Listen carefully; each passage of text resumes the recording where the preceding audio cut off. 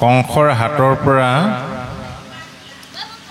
দৈৱকীক বচাবৰ কাৰণে বসুদেৱে কি সত্য কৰিলে? সন্তান জন্ম হ'লে মই তোমাৰ হাতত তুলি দিম। এই বুলি তাৰ বসুদেৱে এটা চিন্তা কৰিলে। সেইটো সময়ত কি চিন্তা কৰিলে? যেন তেনে এক প্ৰাণটো ৰক্ষা কৰিব লাগে। এতিয়া প্ৰাণ ৰক্ষা কৰিবৰ কাৰণে কিবা এটা উপায় উলিয়াবই লাগিব। আপুনি যদি নিজৰ জীৱনটো ৰক্ষা কৰিবৰ কাৰণে মিছা কথাও ক'বলগীয়া হয়, সেইটোত অপৰাধ নহয়, প্ৰাণ ৰক্ষা। বহুতে ভাবে যে কি ঠিক, দৈৱকীৰ গৰ্ভত সন্তান জন্ম নহ'বও পাৰে,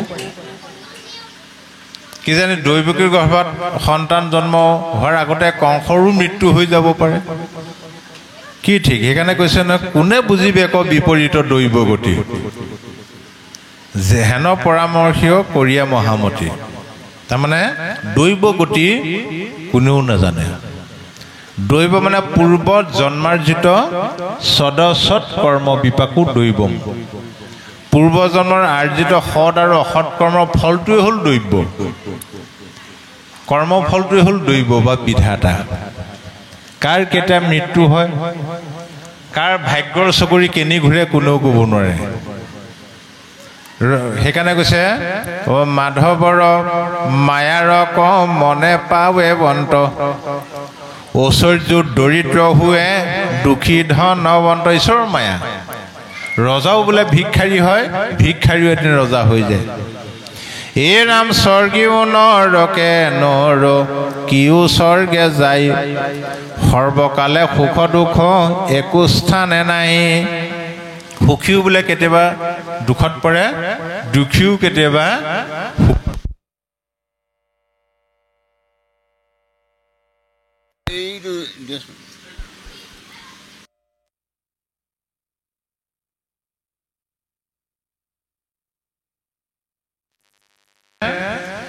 ও সংসাৰৰ সুখ দুখ জানা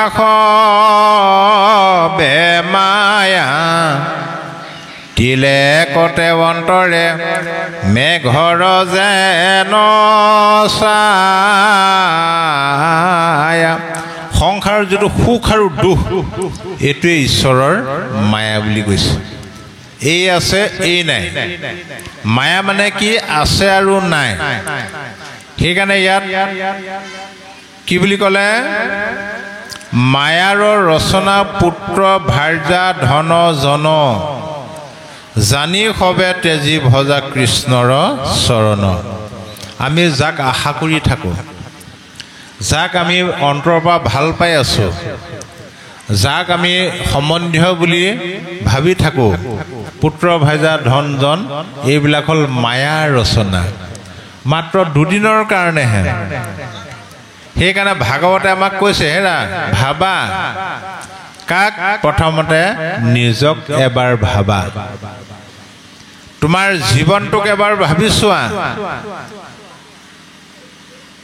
জীৱনত কিমান দিন সুখত আছা, কিমান দিন দুখত আছা, কিমান সন্মান পাইছা, কিমান অপমান পাইছা, কিমান লাভ হৈছে, কিমান লোকচান হৈছে, কিমান জয় হৈছে, পৰাজয় হৈছে। তোমাৰ এতিয়া পুত্ৰ ভাজা ধন জন, মাটি বাৰী, ককাই ভাই, বংশ পৰিয়াল, ইষ্ট মিত্ৰ কুটুম্ব অজস্ৰ আছে। সৰ্বস্ব থাকিলেও এদিন নহয় এদিন কিন্তু তুমি অকলশৰীয়া জীৱন কটাবই লাগিব।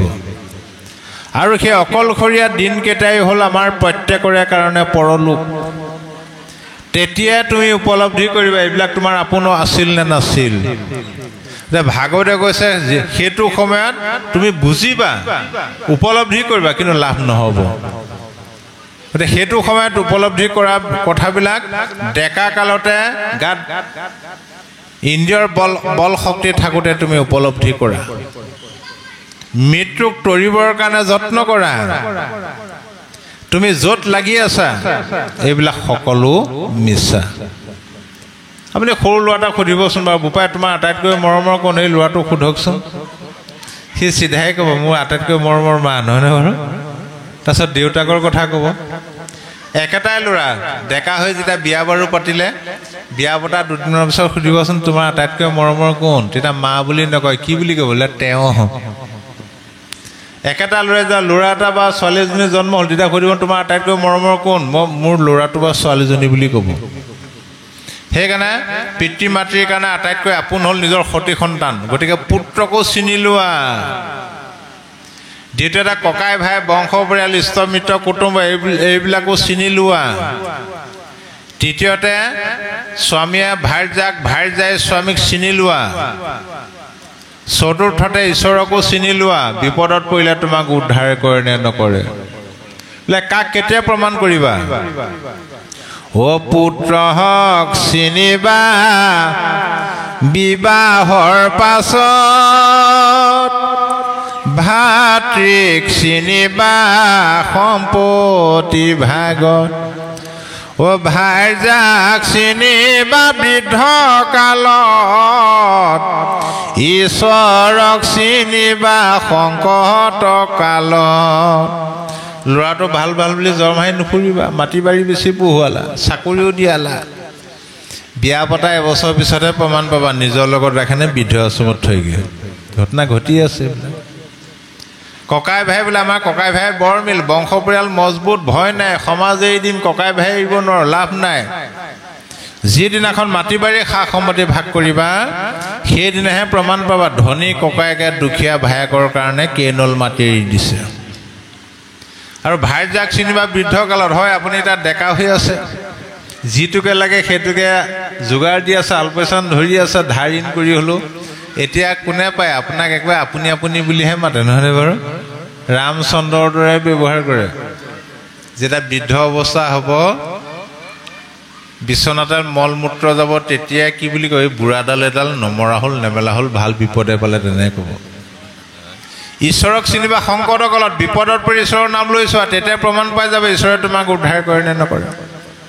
আমাৰ এনেই সৰ্বসাধাৰণতে বাপাইসকল ৰাতিপুৱা শুই উঠাৰ পৰা ধৰি খাওঁতে বওঁতে উঠোঁতে বহুতে হয়নে সপোনে ভ্ৰমণ কৰোঁতে বা যিকোনো ক্ষেত্ৰত ঈশ্বৰৰ নামটো আহেনে বাৰু? বিপদত পৰিলে আহে নাহে? আহে। এইটো আইসকলে মিছাকৈ কৈছে। বিপদত পৰিলে কৃষ্ণ শব্দটো নাহে। মই প্ৰমাণ কৰি দিওঁ নেকি? সকলো সময়তে কৃষ্ণ শব্দটো আহে, পিছল খাই পৰিবলৈ ধৰিলে ঘপককৈ আকৌ ইটোহে আহে। হয়নে কওক? ঐ পিছল খাই পৰিবলৈ ধৰোঁতেও যদি ইটো শব্দ নাহে, কাৰোবাৰ কৃষ্ণ শব্দটো আহিছে, জানি থওক তেওঁ পিছল খাই পৰি কেতিয়াও হাত ভৰি নেভাগে। আৰু এই অকলশৰীয়া জীৱন কিয় কটাবলগীয়া হয়? দকে চিন্তা কৰা। তুমি যিদিনাখন সংসাৰলৈ আহিছিলা সেইদিনা তুমি অকলে অকলেহে আহিছিলা, হয়নে বাৰু? সেই তেতিয়াই অকলশৰীয়া জীৱন। কেতিয়া? যেতিয়া কোলা চলি মৰাপাতৰ নিচিনা বগা হ'ব নাই? আজিকালি ৰংবিলাক ওলাল বুলিহে, নহ'লে গোটেই বগা চলিয়ে ওলাই থাকিলেহেঁতেন। এতিয়া কাণেৰে নুশুনা হবা, চকুৰে নেদেখা হবা, টকৌ গুটি চুবোৱা তাত বোলে সুলুক ঢুলুক হ'ল। এই ছাল কিছুটা মিহিকৈ ৰাখিবলৈ আইসকলে কিমান হাজাৰ হাজাৰ টকীয়া দামী দামী ক্ৰীম ব্যৱহাৰ কৰে। এদিনো সুতুৰা সুতুৰি হ'ব, লাভ নাই। বিচনাডাল মল মূত্ৰ যাব, ভিতৰতে থু খেকা পেলাই থাকিবলগীয়া হ'ব। তেতিয়া গম পাব যে তুমি অকলশৰীয়া। কেলে? বাকীবিলাক সদস্যই আগৰ দৰে তোমাক মৰম নকৰা হ'ব, শ্ৰদ্ধা নকৰা হ'ব। বাকীকেইজন সদস্যই ঘৰখনৰ মনে মনে প্ৰত্যেকেই ভাবিব এই সিমানতে ঈশ্বৰে লৈ যোৱা হ'লে ভালেই আছিলে। আৰু এই অৱস্থাটো কিয় হ'ব? তুমি যিদিনাখন সংসাৰলৈ আহিছিলা তুমি অকলে অকলেহে আহিছিলা। মাজত ধৰি মাটি বাৰী পুত্ৰ ভাজা ধন জন অজস্ৰ পালা। যিদিনাখন তুমি যাব হ'ল, যেনেদৰে আহিছিলা তেনেদৰে খালী হাতেৰে অকলে অকলেহে গমন কৰিব লাগিব। ঐ উপজিলা একেশ্বৰ পাছে ভৈলা বাৰী ঘৰ, কাহাক সংগতনি বা মৰি, থাকিবে কৈটো স্থানে যত ধন জন মানে, কি কমৰা ভাষ ভূষ কৰি। গতিকে তেতিয়া সেই সময়ত তোমাক কিহে সহায় কৰিব? অ পুত্ৰ দ্বাৰা ধন শৰীৰ স্বজন, মৰিলে লগে নাযায় হৰিৰ ভকতি পৰম সম্পত্তি ইহ পৰলোকে পায়। আজি ভকতৰ সংগলৈ আহি যিটো কৃষ্ণ কথা শ্ৰৱণ কীৰ্তনৰ যোগেদি যিটো সম্পত্তি ঘটিলে এইটো হ'ল পৰম সম্পত্তি। এই পৰম সম্পত্তিয়েহে আপোনাক ইহকাল পৰকাল উভয় কালতে ৰক্ষা কৰিব। সেইকাৰণে কৈছে লোভী আছ জন্ম যিটো ব্ৰহ্মাৰ বাঞ্ছিত জানি যত্নে কৰা পান কৃষ্ণ কথা মৃত। যত্ন কৰি কৃষ্ণ কথা শুনা। তাৰমানে আমাৰ সংসাৰ তৰিবলৈ হ'লে সমানে সমানে দুটা ধন লাগিব। এটাত আছে মহাত্মা গান্ধী মাৰ্কাটো, নহয়নে বাৰু? এইটোতে আছে কৃষ্ণ মাৰ্কা। আমি এতিয়া কৃষ্ণ মাৰ্কাটোত গুৰুত্ব নাই মানুহৰ, এই মহাত্মা গান্ধীটোৰ প্ৰতিহে গুৰুত্ব বেছি। আজি যদি স্থানীয় বিধায়কে যদি কেনেবাকৈ ঘোষণা কৰিলেহেঁতেন আমুকৰ ঘৰত ৰাতিপুৱা 9টা বজাৰ পৰা সকলোকে চেক বিতৰণ কৰিম, ইয়াত 5টা বজাৰ পৰা মানুহ নধৰা হৈ থাকিলেহেঁতেন, নিমন্ত্ৰণ কৰিবই নালাগে। কিন্তু অমৃত খাবলৈ আমাৰ সময় নাই, যিটোৱে আমাক সংকটত উদ্ধাৰ কৰে। গতিকে আৰু এইটো কি বিচাৰি শাস্ত্ৰৰো পাইবা এহিহে যুগতি। এইটো শাস্ত্ৰ পঢ়িলেও তুমি এই কথাটোহে পাবা, কৃষ্ণৰ নামেহে সাধে ভুকুতি মুকুতি। ভুকুতি মানে হ'ল ভোগ বিলাস, মুকুতি মানে হ'ল মুক্তি। কৃষ্ণৰ নাম লৈ ভোগ কৰিবলৈ কৈছে। কৃষ্ণৰ নামত ভোগ বিলাসো আছে। ভাগৱতে ভোগ কৰিবলৈহে কৈছে, আমাক ত্যাগ কৰিবলৈ কোৱা নাই। ভোগ এনেকুৱাকে ভোগ কৰা যাতে ভোগৰ পৰা তোমাৰ ৰোগৰ সৃষ্টি নহয়। এতিয়া আমাৰ কি হয়, মানুহে আমি ভোগ কৰিব নাজানি ভোগ কৰাৰ কাৰণে কি হয়, বোলে 30 বছৰ পাৰ হ'ল আৰু বোলে ডাক্তৰে ৰসগোল্লা বন্ধ কৰি দিলে। তুমি ৰসগোল্লাই যদি খাব নোৱাৰা, পইচা থাকি কি লাভ হ'ল নো, হয় না? খাবই নোৱাৰা তুমি, বোলে আমুক খাব নোৱাৰো তামুক খাব নোৱাৰো। বহুত কৰৌপতি মানুহ দেখিছোঁ, লাল চাহ খাব, গুড় চেনি নিষিদ্ধ। আকৌ এইফালে বইল খাব, দালি পানী, অন্য একো খাব নোৱাৰে। যদি তুমি খাবই নোৱাৰে এইটো থাকি কি লাভ আছে? ভাগৱতৰ মতে ভোগ কৰা 90 বছৰলৈকে তুমি ৰসগোল্লাটো খাই থাকিব পাৰিব, গণ্ডগোল নাহে। কেনেকে? অ দিব্য ভোগ জহত হুৱে উপগত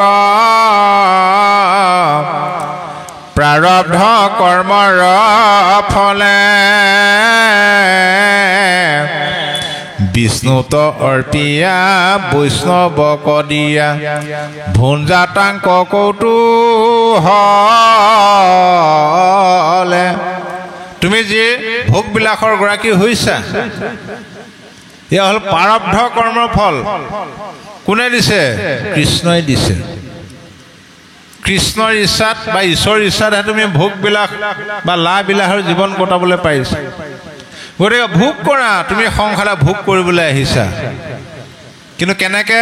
বিষ্ণুত অৰ্পিয়া। হে প্ৰভু, মই মাত্ৰ নিমিত্তহে।